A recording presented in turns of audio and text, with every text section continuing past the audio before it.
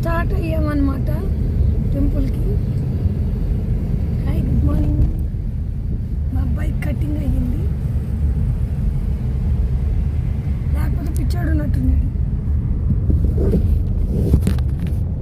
Cloth పెట్టవాసం. ఇంతకీ ఏ టెంపుల్కి వెళ్తున్నాం అన్నది చెప్పలేదు కదా. ద్రాక్షారామం అన్నమాట.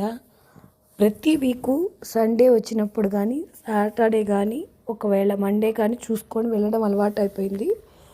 లాస్ట్ వీడియోలో అయితే నేను ఫ్రైడే ఏమో వెంకటపాలెం వెళ్ళాను, సాటర్డే ఏమో పానకాల స్వామి టెంపుల్కి వెళ్ళాను.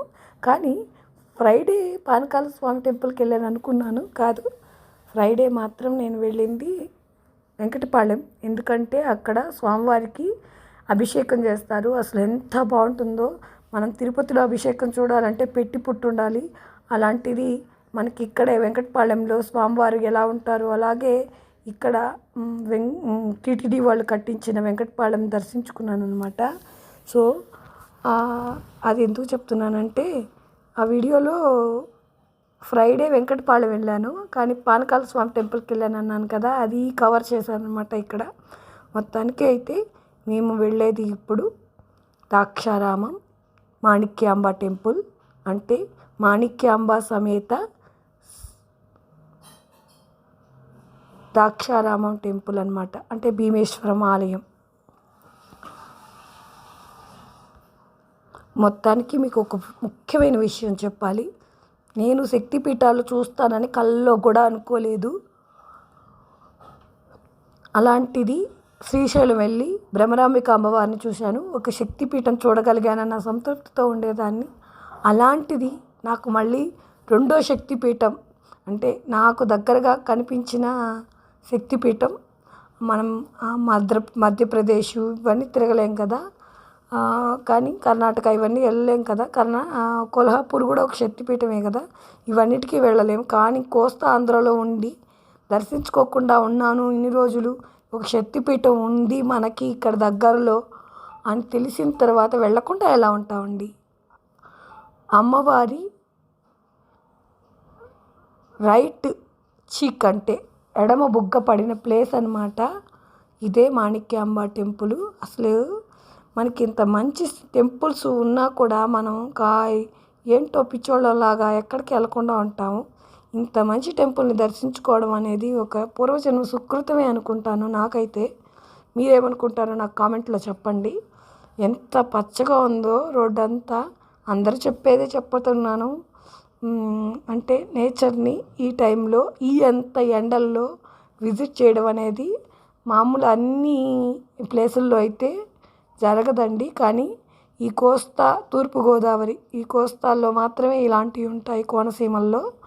సో మనం నేచర్ని ఈజీగా ఎంజాయ్ చేస్తూ వెళ్ళొచ్చు. ఎంజాయ్ అనకూడదు, నేచర్ని ఆస్వాదిస్తూ వెళ్ళొచ్చు. అసలు నేనైతే ఈ రెడ్ ఫ్లవర్ కనిపించగానే వీడియో స్టార్ట్ చేస్తాను. అలా రెడ్ ఫ్లవర్స్ నేను చిన్న తిరుపతికి వెళ్ళేటప్పుడు ఎల్లో కలర్ ఫ్లవర్సే ఉండే టీషర్ట్కి. అవే మన గన్నేరు పూల్లాగా ఉంటాయి కదా, చిన్ని గన్నేరులు.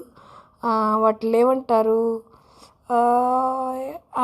అదే ఎక్కువగా ఆ చెట్టుని గన్నేరనే అంటారు అనుకుంటా. ఏం గన్నేరో నాకు తెలీదు. బతుకమ్మలో ఎక్కువ ఆడతారు కదా, ఆ పువ్వు అనమాట. గన్నేరు పువ్వు అంటారో ఏమంటారో తెలియదు నాకు ఆ పువ్వు. ఆ ఎల్లో కలర్ పూలు చెట్లు చూశాను అనమాట రోడ్డు చుట్టూతల. ఇప్పుడైతే ఓన్లీ రెడ్ ఫ్లవర్స్ అనమాట. వీటిని ఏమంటారు, కోడి చెట్టు పువ్వు అంటారా ఏమంటారో నాకు తెలియదు. నేను అనుకుంటున్నా ఇంకో రకమైన ఎల్లో అనమాట. ఏవో మనకి అమెరికాలో అలా కనిపిస్తుంటాయి, ఎక్కువ పూలు మాత్రమే ఉంటాయి చెట్టుకి. అవి కూడా ఇక్కడ ఉన్నాయన్నమాట ఎల్లో కలర్స్తో. ఓన్లీ లీఫ్ లేకుండా ఓన్లీ ఎల్లో కలర్ పూలు పూసిన టైమే. ఇదిగోండి, రెడ్ కనిపిస్తే చాలు. అక్కడ ఒక ఎన్టీఆర్ ఆర్చ్ కూడా ఉంది మనకి. ఇంకా స్వామివారికి సమీపంలో టెంపుల్ దగ్గరకు వచ్చేసాం. ఇదైతే మెయిన్ ధ్వజస్తంభం అన్నమాట, మెయిన్ గోపురము. ఈ మెయిన్ గోపురం ఇక్కడ ఏం లేదండి, మన 4 గోపురాలు ఉన్నాయి. 4 గోపురాలకి మనకి ఎట్లాగా అరుణాచలం చూసారా, ఇక్కడంతా నందులు ఉంటాయి అన్నమాట. అలాగే ఇక్కడ నందులు లేవు, కానీ ప్రహరీ కూడా అరుణాచలాన్ని తలపించింది. ఏ మాత్రం మనకి ఇలాంటి ప్రసిద్ధమైన టెంపుల్స్ని దర్శించుకోలేకపోతున్నాము అనుకుంటే నా వీడియోలు చూడండి, మీరు వెళ్ళినట్టుగా ఆస్వాదించండి. తప్పకుండా మీకు ఆ ఫీల్ వస్తుందని నేను ఆశిస్తాను. అసలు అరుణాచలంలో అలాంటి ప్రహరీ గోడ చుట్టూ ఉంటుంది. 4 గోపురాలు ఉంటాయి. సేమ్ ఇక్కడ కూడా 4 గోపురాలు ఉంటాయి. అక్కడైతే 4 కాదు, మొత్తం 12 అనుకుంటా గోపురాలు. ఇక్కడైతే 4 గోపురాలు ఉన్నాయి. ఇది కార్ పార్కింగ్, బండి పార్కింగ్ అన్నీ ఇక్కడే ఉన్నాయి. చుట్టుపక్కల ప్రాంతాల నుంచి వచ్చేవాళ్ళు బండిలో వస్తున్నారు చూడండి. ఇప్పుడు దాటుకుంటూ వెళ్తూనే ఉన్నారు, అసలు ఆగట్లేదు. వెనక నుంచి కారు వస్తుంది, మీరు ఆగండి అన్నారు. ఆ టికెట్ అయినా, అదే కార్ పార్కింగ్ టికెట్ అయినా, ఇంకా బండ్లు వెళ్ళిపోతూ ఉన్నాయి జర్రమని. మళ్ళీ మేము వెళ్ళామన్నమాట. చివరికి పార్కింగ్ మంచి ప్లేస్లోనే దొరికింది, స్టార్టింగ్లోనే అక్కడ పెట్టేసి వెళ్ళిపోయామన్నమాట లోపలికి. అయితే ఒక చిన్న విషయం చెప్పాలి. ఇక్కడ చూడండి ఉంది, శ్రీ మాణిక్యాంబ సమేత భీమేశ్వర స్వామి ఆలయం, ద్రాక్షారామం, ఆంధ్రప్రదేశ్. ఇంత మంచి టెంపుల్ని ఇక్కడ పెట్టుకొని, అంటే బస్సుల్లో వెళ్ళలేదండి ఇన్ని సంవత్సరాలు. కాకపోతే ఇప్పుడు కారు కొన్న తర్వాత ఇంకా మనకి స్వామివారు ఇచ్చారు, మనం వెళ్ళి చూడాలి. అదేవిధంగా అన్ని టెంపుల్స్ దర్శించుకోవాలి అన్న ఉద్దేశం బాగా మెయిన్గా ఉంది. సో అలా కుదిరిందనమాట. స్వామివారు అలా రమ్మన్నారని ఆహ్వానం వచ్చింది, వెళ్ళామన్నమాట. కానీ నైట్ అంతా నిద్ర లేదండి. స్వామివారిని దర్శించుకోవాలి, ఎప్పుడెప్పుడు తెల్లారుతుందో అని. నాకు ఎక్కడికన్నా ప్రయాణం అంటే నైట్ నిద్ర వచ్చి చావదు, చచ్చిపోతుంటా నిద్ర కోసం. అయినా ఎంత ట్రై చేసినా రాలేదు. కరెక్ట్గా నిద్ర పట్టంగానే అలారం మోగిందనమాట. అలారం మోగక ముందరే నేను నిద్ర లేచాను, టైం అయిపోయిందేమోనని. నేను 3:30కే పెట్టాను. 3:30కి లేస్తే మా అబ్బాయి బట్టలన్నీ చూస్తే నాకేం నచ్చలేదు, వాడు ఏం వేసుకుంటాడని. వెళ్ళిన దగ్గర ఏ బట్టలు కావాలి అవి తీసుకొని వచ్చేయనండి, అవన్నీ మడిచిపెట్టాను అనమాట. వాడు గందరగోళం చేసి ఉన్నాడు. అప్పటికి 4 అయిపోయింది. ఇంకా పికప్ అయిపోయాం. ఇప్పుడు గుడి గురించి మాత్రమే మాట్లాడతాం. చూసారా, ఇక్కడేమో స్వామివారు 2 అంతస్తుల్లో ఉన్నారన్నమాట. కింద అంతస్తు ఇక్కడ నుంచి ఇక్కడ దర్శనం చేసుకొని, ఇక్కడ పూజారి దగ్గర మనం గోత్రనామాలు చెప్పించుకోవచ్చు. పైన స్వామివారి దగ్గర గోత్రనామాలు చెప్పించుకోవచ్చు. ఎవరికి చెప్పినా స్వామివారు కింద పాదం నుంచి స్టార్ట్ అవుతుంది కదా, ఈ పాదపీఠం ఏమో కిందనుంది, పైన శిఖరం ఉందన్నమాట. చూడాలంటే ఒకేసారి స్వామివారిని చూడలేము. మనల్ని లోపలికి గర్భాలయంలోకి అలో చేయరు కాబట్టి మనం 2 అంతస్తులు ఎక్కి మాత్రమే స్వామివారిని చూడాలి. పైన ఎప్పుడు అభిషేకాలు జరుగుతూనే ఉంటాయి. సో మనకి పైన కూడా మనం దూరం నుంచే చూడాలి. ఇక్కడ 2 ప్రాంగణాలు ఉన్నాయండి. ఒక ప్రాంగణం వచ్చేసి మనం నడుచుకుంటూ వెళ్తున్నాం. రెండో ప్రాంగణంలో ఇంకోటి చిన్నదిగా కట్టించున్నారు. మొదటి ప్రాంగణంలో మనకి నాగస్తంభం ఉందండి. దాన్ని ఏమంటారో నాకు తెలీదు, నాగస్తంభం అనే అనుకుంటున్నాను. దానికి మధ్యలో నుంచి వెళ్తున్నారు అందరూ. నేను కూడా అలానే వెళ్ళి దర్శించుకున్నాను. చూసారా, అక్కడ నుంచి చూస్తున్నారు. కిటికీ ఉంది కదా అక్కడ, అంటే ఒక విండో లాంటిది పెట్టున్నారు కదా, 4 పక్కల నుంచి స్వామిని వారిని చూడొచ్చు. ఇదిగోండి, ఇది నాగస్తంభం అనమాట. ఈ నాగస్తంభం మధ్యలో నుంచి వెళ్ళి దర్శనం చేసుకోవాలి. నేనైతే ఒక ప్రదక్షిణ చేశాను దాని చుట్టూ. మా వారేమో దాంట్లో నుంచి వచ్చేసారు అంతే. కానీ అట్లా కాదండి, దాని చుట్టూ ఒక ప్రదక్షిణ చేయాలి. అట్లా 3 ప్రదక్షిణలు చేయాలి. పిల్లలు లేని వాళ్ళైతే చేస్తారనుకుంటాను, ఎందుకంటే నాగస్తంభం కదా. కానీ దాని గురించి పురాణం కూడా ఏదో విన్నాను యూట్యూబ్లో. నేను ఏ ప్లేస్కి వెళ్ళినా ముందు ఆ ప్లేస్ గురించి యూట్యూబ్స్లో ప్రీవియస్ ఎవరైనా వీడియోలు చేసినవి అన్నీ చూసి, ఒకటి కాదండి 4, 5, 6, 7 అలా చూసి ఏదైతే బాగుంటుందో అవన్నీ మళ్ళీ రిపీట్గా చూసి మనం ఏమేమి మిస్ అవుతామో అని భయంతో అన్నీ చూసుకొని వెళ్తానన్నమాట. రూట్స్ మాత్రం ఈ జీపీఎస్ ఏది చూపిస్తే దాంట్లో నుంచి వెళ్తాం. రిటర్న్ వచ్చేటప్పుడు ఏది అది చూపించింది కాదు, మేము కొన్ని అడుగుతాం అనమాట. దాన్ని అక్కడ ఉండే వాళ్ళని అడిగి, ఇటు నుంచి వెళ్తే అయిన వెళ్ళి వస్తుందా అంటే, ఆయన ఇటు నుంచి వెళ్ళండి అన్నారు. ఒక రూట్ చూపించాడు, వచ్చిన రూట్ కాకుండా బ్యాక్ సైడ్ రూట్ చూపించారు. సో అట్లా వెళ్ళిన తర్వాత చూసుకొని అక్కడ మళ్ళీ జీపీఎస్ పెడితే అది యానాం రూట్ చూపించింది. యానాం రూట్లో నుంచి వచ్చామన్నమాట మేము అయినవెల్లికి. అంటే యానాం రూట్లో నుంచి రావులపాలెం వచ్చాము. అది కూడా మనకి 22 కిలోమీటర్స్ దూరంలో వచ్చి చూపించింది అనమాట. మనకి రావులపాలెం చాలా దగ్గర అనిపించింది యానాం నుంచి. సో ఆ రూటే మేము తీసుకున్నాం. అది ఎక్కువ చూపించుంటే కిలోమీటర్స్ మేము తీసుకోకపోవచ్చు. యానాం నుంచి అంటే యానాం రూట్ నుంచి మనకు టెంపుల్ దగ్గర నుంచి, అంటే కరెక్ట్గా చెప్పాలంటే ద్రాక్షారామం టెంపుల్ దగ్గర నుంచి బ్యాక్ సైడ్ రూట్లో వచ్చాం కదా మేము, యానాం రూట్ అంటారు దాన్ని. 22 కిలోమీటర్స్ రావులపాలెం. అది అక్కడికి మనకి నిర్మానుషంగా ఉంటుంది కొంచెం. భయపడే వాళ్ళైతే అందరూ వెళ్ళే రూట్లోనే వెళ్ళండి ట్రాఫిక్స్లో. అంటే ఇది అక్కడైతే ఏం లేదనమాట. ఇప్పుడు మీకు చెప్పాలంటే విశాఖపట్నానికి ఆనందపురం రూట్ ఒకటి ఉంటుంది. మళ్ళీ అదేమో మనకి సింహాచలం రూట్కి కలుస్తుంది. అలాగే భీమిలి రూట్ ఉంటుంది, అదేమో ఆర్కే బీచ్కి కలుస్తుంది. ఇది ఆర్కే బీచ్కి కలిసే భీమిలి రూట్ అనుకోండి. అట్లా ఉంటుందన్నమాట నిర్మానుషంగా.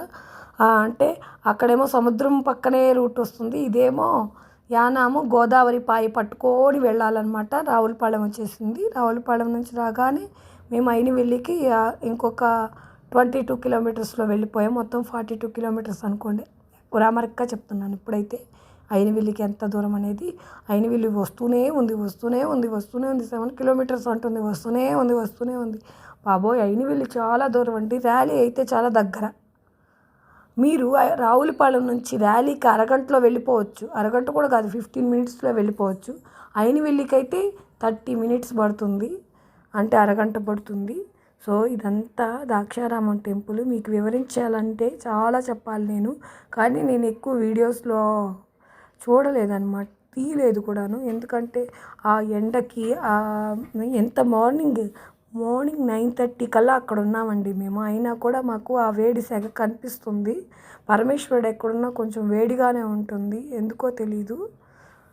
చల్లగా అయితే ఏం అనిపించలేదు, వేడిగానే ఉంది. మాణిక్యాంబ అమ్మవారు అక్కడ కింద తాటి ఆకుల కిందన గోపురం ఉంది, పైన గోపురం ఉంది కదండి, అదే స్లాబ్ లాగా, దాని కిందనే మాణిక్యమ్మ అమ్మవారు ఉన్నారు. ఇంకా బాగా డెవలప్ చేస్తే అండి అసలు అరుణాచలంలో ఉన్నంత జనం కూడా ఇక్కడ ఉంటారు. ఎందుకంటే ఇది చిన్న కాశీ అంటారు కదా, దక్షిణ కాశీ అని కూడా అంటారు.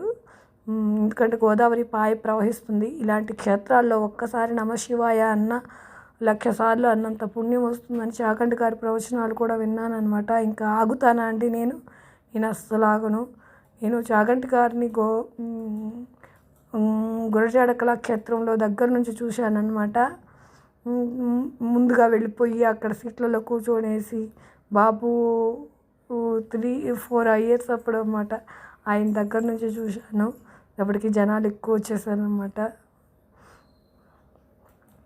మొత్తానికి నేను ఇప్పుడు 2వ అంతస్తు నుంచి దిగడానికి ట్రై చేస్తున్నాను. చీకటి కోణం అంటారు కదా, అక్కడే నాగప్రతిష్ఠ ఉందన్నమాట. ఆ స్తంభంలో నుంచి వచ్చాం కదా, దానికి ఒక ప్రదక్షిణ చేయండి, కన్ఫ్యూజ్ అవ్వకండి. నేనైతే ప్రదక్షిణ చేసుకొని పైకి వచ్చానమాట. ఇది పైన అంతస్తుని ఏమంటారో నాకు తెలీదు, శిఖర దర్శనం అనుకుంటా, స్వామివారి శిఖర దర్శనం. అక్కడ కింద పూజారి గారు ఇచ్చిన తీర్థప్రసాదాలతో మళ్ళీ ఆ పువ్వుని తలలో పెట్టుకున్నాను, వాసనకి చెవిలో పెట్టాను. ఇంకా పైది ఎక్కామన్నమాట. ఎక్కింది చూసే ఉంటారు మీరు. ఇంకా ఇక్కడ కూడా దర్శనం చేసేసుకొని మళ్ళీ చిన్నగా దిగామన్నమాట. దిగేసి ఇది ఇంకో రూట్ అండి, స్వామివారిని పైన శిఖరానికే ఇంకో రూట్ ఉందన్నమాట. అది మాకు తెలియక ఎక్కేసి మళ్ళీ అక్కడి నుంచి కూడా దర్శనం చేసుకున్నాం. దర్శనం వస్తుంటే ఎవరు కాదనగలరు అని అక్కడ కూడా దర్శనం చేసుకున్నాం. అది కూడా స్వామివారికి పైకి వెళ్ళే రూటు. అది ఎవరు వెళ్తారో నాకు తెలీదు, అంటే టికెట్ తీసుకున్న వాళ్ళ మరి ఎవరో తెలియదు. చూస్తే కనిపించారనమాట స్వామివారు. అలా నిజం చెప్తున్నాను, కరెక్ట్గా మదురైలో కూడా స్వామివారి ఆలయాలు ఇలాగే ఉంటాయి. ఒకటి కాదు 4-5 రూట్స్ ఉంటాయన్నమాట వెళ్ళడానికి. మదురై గుర్తొచ్చిందనమాట. మదురైలో స్వామివారు పరమేశ్వరుని ఏమంటారు సుందరేశ్వరుడు, సౌందర్య కాదు సుందరేశ్వరుడు. ఆయన్ని దర్శించుకున్నప్పుడు అంత ఫీల్ వచ్చిందనమాట నాకు. ఇలాగే ఉంటుంది మాణిక్యాంబ అమ్మవారు. మదురై కూడా శక్తిపీఠాల్లో ఒకటే కదా. అంటే నేను కంచి చూశాను, కామాక్షి అమ్మవారు, కంచి, శక్తిపీఠాలు నేను 3 కవర్ చేశాను అనమాట. అయితే శ్రీశైలం, భ్రమరాంబిక అమ్మవారు, ద్రాక్షారామం మాణిక్యాంబ అమ్మవారు, లాస్ట్ ఇయర్ 2025లో వెళ్ళిన కామాక్షి అమ్మవారు. అబ్బా చాలు, నాకు జీవితం ధన్యమైపోయింది. ఇంకా కుమారరామం చూస్తే సరిపోతుంది. ఇదేనండి, ఇది ఎంట్రీలో ఉండే శివలింగం అనమాట. దీనికి అభిషేకాలు చేయకుండా కంచి కట్టున్నారు చుట్టూ. నేనైతే కమ్మి పెద్దదిగా ఉన్న దగ్గర వీడియో తీశాను. ఇది ఎంట్రీ దగ్గరే ఉంటుంది. వాయులింగం అవన్నీ షార్ట్స్లో పెడతానండి. ఎందుకంటే నేను అది ఫోన్ పొజిషన్ని అడ్డంగా పెట్టలేదన్నమాట. స్ట్రైట్ రూట్లో పెట్టినందువల్ల ఆ వీడియోలు ఇందులో పెడితే మళ్ళీ అడ్డంగా ఉండేవి, నిలువుగా ఉండేవి కన్ఫ్యూజన్ అవుతుంది కాబట్టి తీయలేదు. షార్ట్స్ కూడా మీరు మిస్ అవ్వకుండా చూస్తే మీరు స్వామివారి టెంపుల్ని ఫుల్గా విజిట్ చేసినట్టు ఉంటుంది. Bye bye.